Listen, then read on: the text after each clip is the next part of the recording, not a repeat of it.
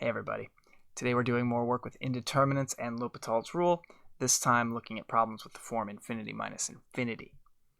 So we're talking about limits where we have a difference, and each of the two terms is going to infinity. So if we plug in, we basically get infinity minus infinity.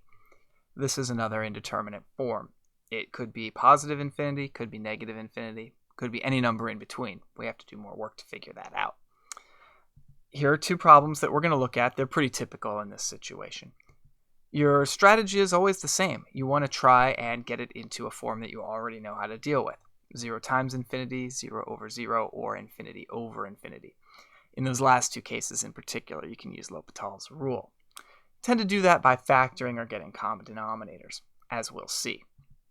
So problem 1, limit as x goes to 1 from the right, x over x minus 1 over natural log of x.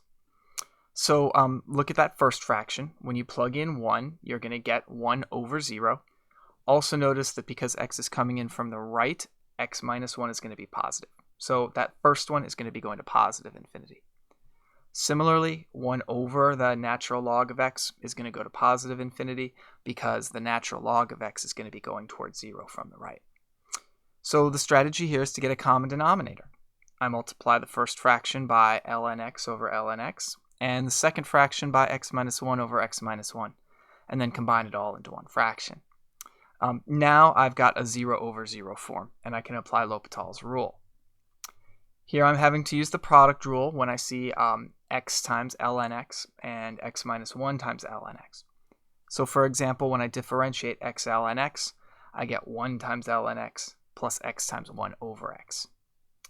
This is something I can simplify a little bit. The x times 1 over x is 1 in the numerator there, and then I subtract 1 to cancel that out. Here I've still got that x in the denominator. I want to clear that out, so I'll multiply the top and bottom by x. This is an important procedure to notice. A lot of times after you do L'Hopital's rule, you get a formula, you get something that you can simplify out and make easier. You should always do that before you charge ahead and apply L'Hopital's rule a second time.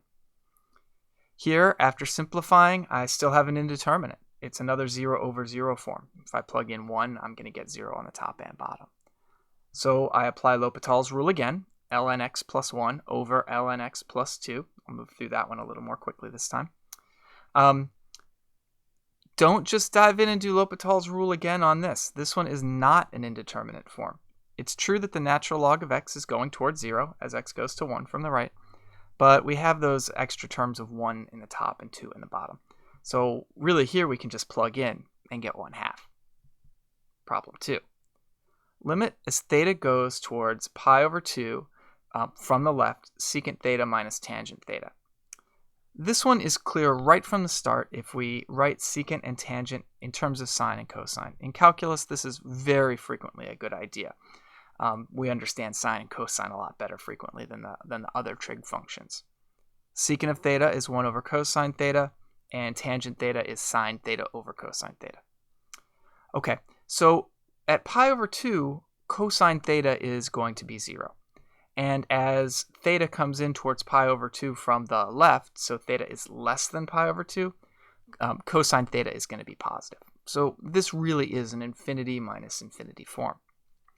The way forward is pretty clear here. We've already got a common denominator, so let's just rewrite those two fractions as one fraction. So inside that limit, we've got 1 minus sine theta over cosine theta. This is a 0 over 0 form. We can apply L'Hopital's rule. Differentiating the top, differentiating the bottom, I get negative cosine theta over sine theta. This is not an indeterminate. Again, you should stop here. Do not apply L'Hopital's rule again. When I plug in pi over 2, the cosine is going to be 0 and the sine is going to be 1. Overall, I'm just getting 0.